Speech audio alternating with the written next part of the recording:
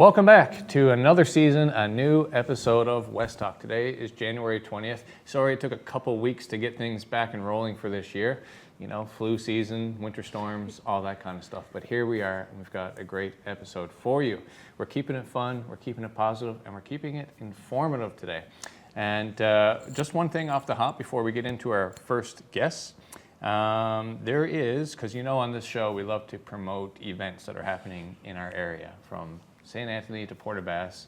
We love to talk about it and let you know all about it. We often bring in venues from around the region, like the Arts and Culture Center and the Rotary Arts and the Pepsi Center, Civic Center.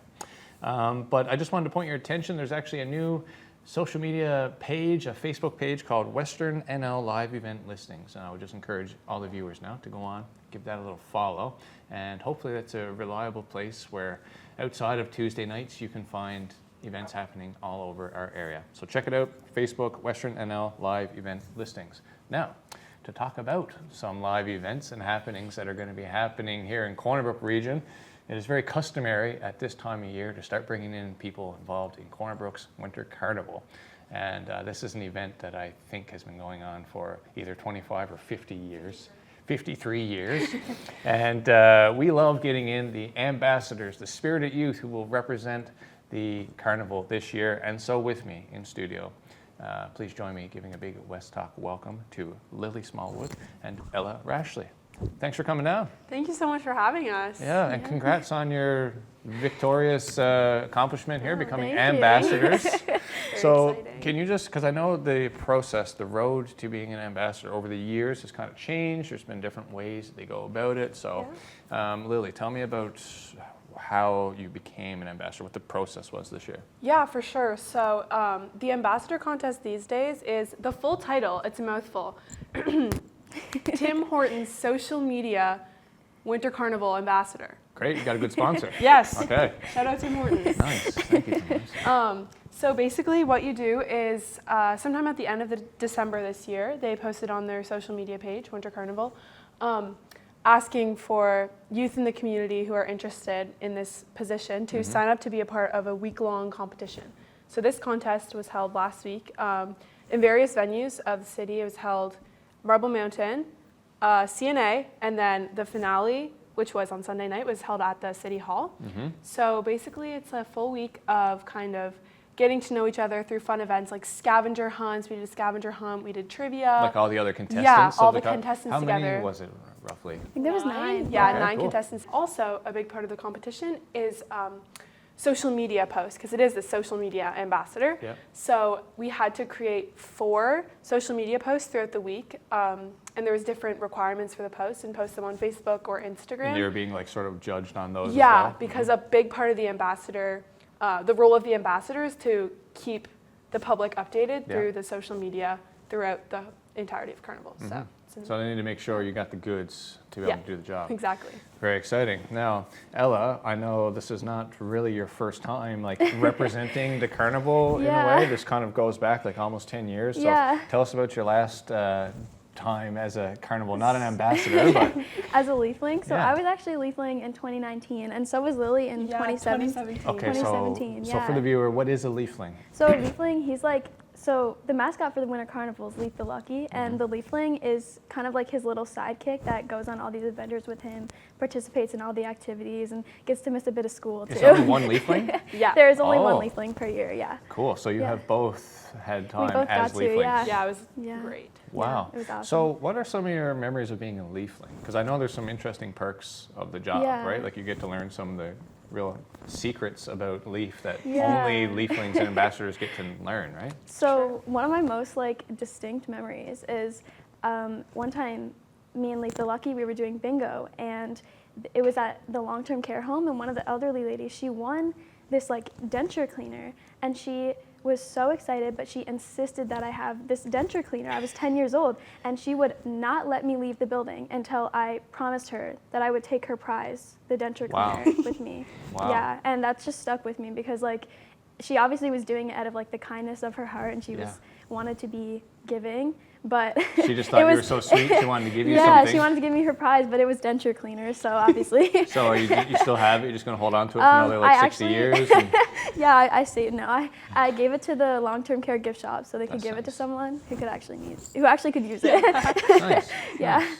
So, so you guys have had like, you know, all these experiences over the years. You've been engaged in Carnival. You're ambassadors now, but this is not your first kick of the can.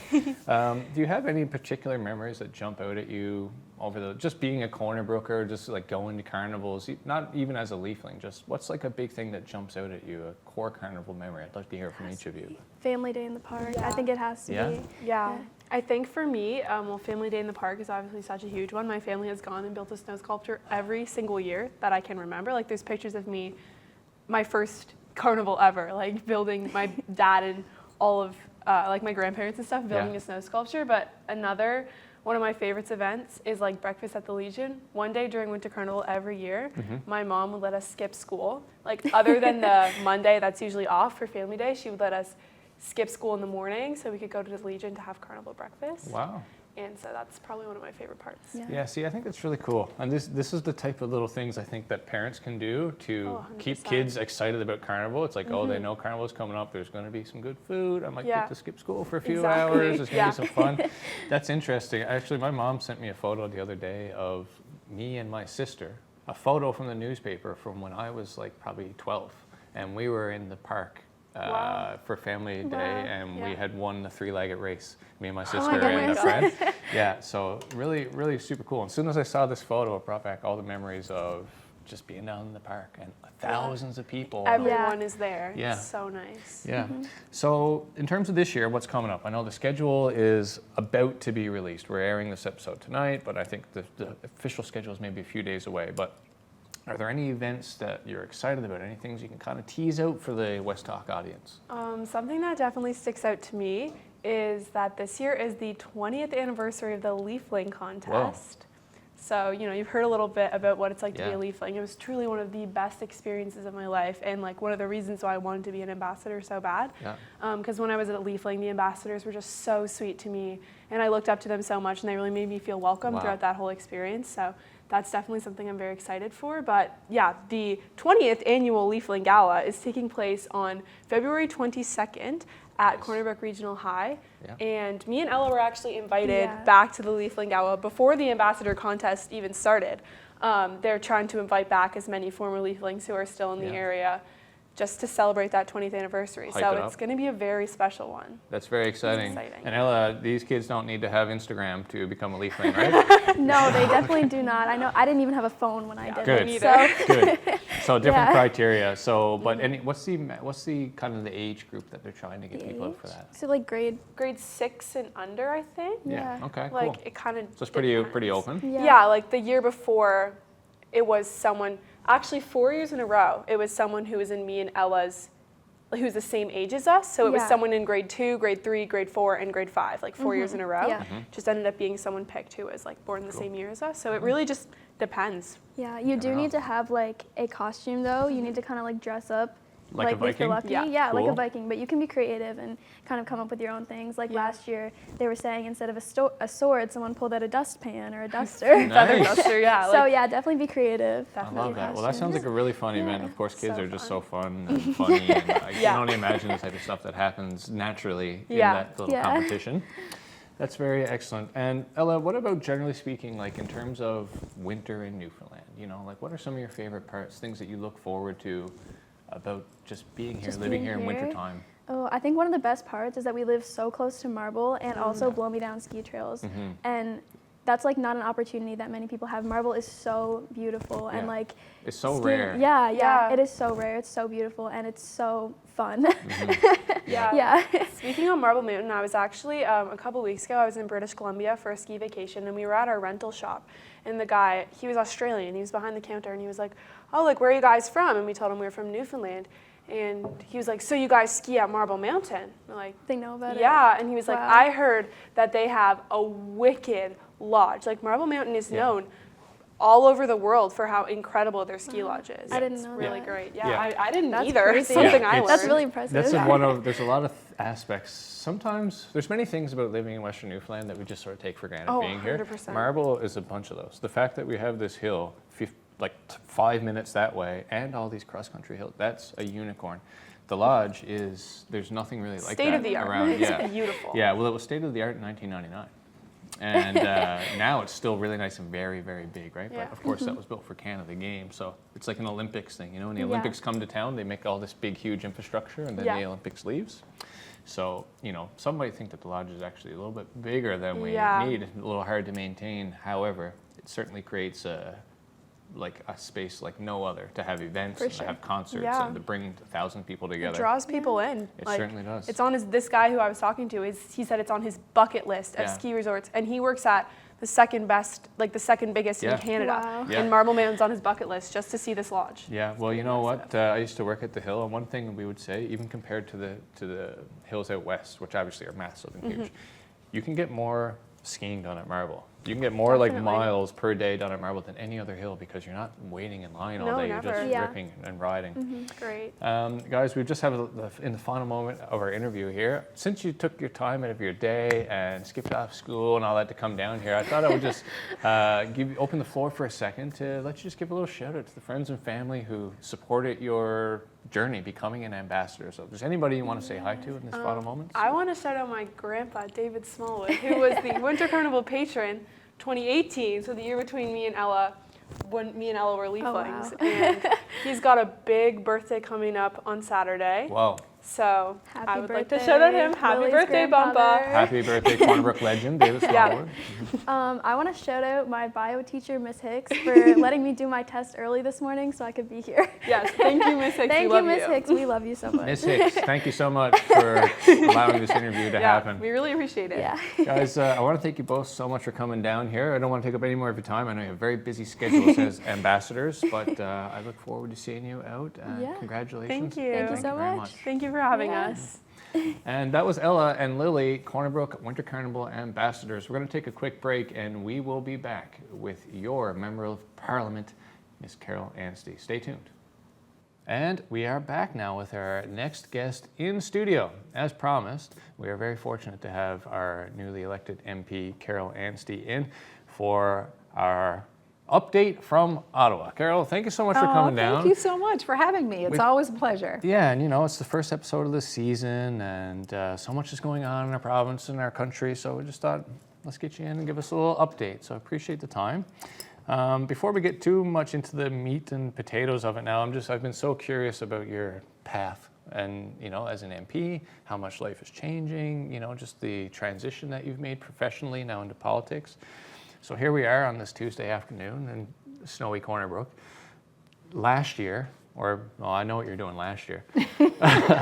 Yeah. 2 years ago. into it. Yeah, what was a normal Tuesday afternoon like for Carol before politics, and kind of what does it look like now? Yeah, definitely things have changed. There's some dynamics that are very different. So a Tuesday afternoon in my life before becoming a member of Parliament, I would probably be in my real estate office in Deer Lake, communicating with the kids throughout the day, probably running and grabbing lunch or dropping up to the school or potentially meeting with agents within the office. But typically my regular duties would just be in and around Deer Lake and Yeah. in my real estate office in Deer Lake. So anybody could come there to see me. Around a lot of people that I knew all the time and knew very well. I always called Remax my home away from home. Yeah. And so I was pretty comfortable in that role doing the regular duties that I would do. And you on had a day-to-day. offices, of course, like across Western Newfoundland, basically through Remax. So you could be here, could be there, could be in Stephenville or whatever, checking in on business around the area. Yeah. That part to me seems like it's kind of still the same. Yeah. It's like you're still bouncing around, checking in on business more or less around the riding, just from a different perspective now. Yeah, absolutely. And the riding extends a little farther than the real estate offices did. True. But certainly I would say my transition into being a member of Parliament, that was one thing that really helped me, is exactly what you just spoke about, is understanding how to bring people together in different geographic locations and really to develop that good form of communication amongst offices. It was something that I felt was really important and that we were right on top of right away, because when you have good communication amongst your team, you have a good understanding of what's happening in those communities, and then the support from Ottawa also needs to be very in tune with the dynamics of what happens in Newfoundland and Labrador. That was really important to me, that never gets lost, because I think the Ottawa staff, to serve our constituents effectively, need to understand the dynamics of our communities in Newfoundland and Labrador. Well, and I think that's what the constituents hope is happening. Yeah. They hope that you are the voice of the people here, who's bringing our needs forward to the people in Ottawa, and going at it in that way. Yeah. So to that point, I guess a question I had is, if you can explain to people, because I think I'd like to overall touch on today is just kind of what's different about your role as an MP now. You've been elected by a large margin and ended up as an opposition MP, which you never know how that's going to go when you're running, right? Absolutely. But that's the situation you find yourself in. So that's a slightly different dynamic than perhaps Western Newfoundlanders are used to. So we'll go in that direction. But first, if you can talk about what happens when people call your office. You have these offices established across the riding now, right? And people have all kinds of issues and things on the go. So what is the process when somebody calls from kind of start to where it could go from that call? Yeah, and I think this is a very great question, because we live in a world now where there's lots of different ways to communicate. And so I think sometimes people will reach out in different forms, and it doesn't always necessarily get filtered back in an official way to come to the attention of the people that are really there to help solve the problems. Like social media, for instance, you're probably talking perfect about. Somebody leaves a comment on something being like, I'm having this problem, as a comment to a photo. Yeah, that's right. So I wouldn't call that official form of communication. Yeah. So, calling the office or emailing the office is the best way to, I guess, initiate action. Yeah. And there's a different array of issues that we deal with. Some are navigating through federal programs, and different situations that people find themselves in, whether they're dealing with a Revenue Canada issue, a Service Canada issue, something to do with their old age security. These are all arms of the federal government that people find themselves not being able to navigate. So if that was one issue, a constituent would call our office, and our staff has different back channels that they can help people with. So it could also be employment insurance. Yeah. So they call us, fill out a form, and then our team goes to work to help them solve that problem. Cool. Then there's also meeting with stakeholders and community groups. So perhaps someone's trying to tap into funding. So we meet, we discuss what the issues are or what it is exactly they're trying to do, and then we can use the Library of Parliament to potentially put resources into their hands to apply for different funding programs. Cool. That's cool. And then there's the legislative side. So then there's, people want to change policy. They want to see things happen from a legislative perspective. And that could be a full group of people that have come to the realization that there's things that aren't working, and they want to bring forward those concerns and try to help change legislation. Interesting. Typically, I'd use legislative staff in Ottawa as an example. And so there's several different facets and different ways that we can tackle issues. Now, to your point about being in opposition or being in government, you're 100% right. This is a different skill set, if you want to say, or different levers and processes depending on what side you sit on. Yeah. So the member that was here before sat on the side of government, and so when something would happen, she would ask the government, and she would have those mechanisms in place to be able to speak to the government that she sat on the side of. As an opposition member, we still have the ability to ask the government questions. It just looks a little bit differently. So we can get briefed by a minister opposite, or we can do what we call order paper questions. So we can formally ask the government a question on behalf of residents and get an official answer within a certain frame of time. And so sometimes I think there's benefits to being in opposition, and sometimes there's benefits to being in government. So I think sometimes if the government is moving in a certain direction that doesn't make sense for Newfoundland and Labrador, it might be difficult to be sitting on the side of government and trying to really advocate for people of the province. Whereas when you're in opposition, I think you can more freely do that. That's an interesting way to put it. And in a world where our riding was exactly on side and aligned with the federal government in that way, I guess that's like the perfect ideal situation, right? Yeah. But that's not always how it plays out, because as you said earlier, the needs of our area, of our riding, are very unique to the needs of most of other Canada. Very interesting insights. But one thing, just to wrap that up, is like there is no difference, even though you're a Conservative MP, we have a Liberal government, there is no difference in the resources available to us here, right? Like there's nothing different that somebody else in a Liberal riding would have access to or benefits, or in terms of programming and anything like that. No, you're absolutely right. And the majority of our work, certainly with constituents that are coming in or calling our office on the daily with some sort of issue with a federal program, we're able to navigate that no matter what party you're from. I mean, the role of the House of Commons really is to be a non-partisan government that helps people in whatever situation they're in. And you're 100% right. We have the same abilities to be able to navigate and help people in those kinds of situations.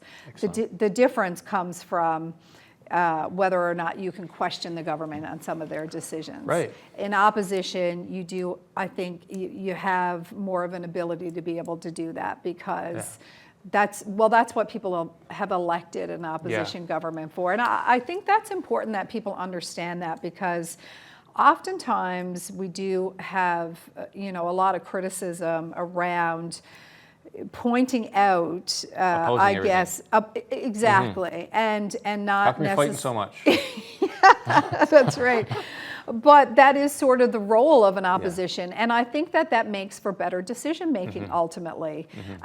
We're picking holes in what the government is doing very intentionally, because we want to make sure that Canadians at the end of the day are getting the best legislation moving forward. And so if we didn't oppose and pick holes, we wouldn't be doing our job. Now, I think there's times when we don't oppose just for the sake of opposing. Well, that's kind of where that was what was going on in my head. Like, fair enough, but have there been instances yet of any collaboration? Like, are there things that all sides are kind of agreeing on?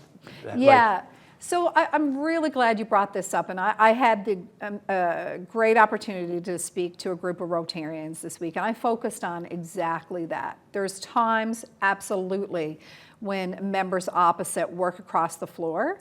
There's a couple of times specifically since I've been in Ottawa where I have been a part of legislation passing once.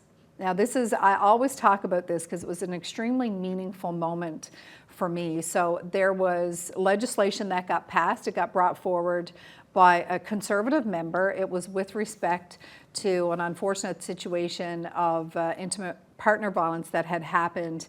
And they had brought forward legislation to change the criminal code around the legislation was called Bailey's Law. And you can go in and research it, and I don't want to get into the weeds of all of that. What I wanted to say, though, is there was a unanimous decision to pass this legislation. Awesome. But what was incredible about it was that the family was actually sitting and watching.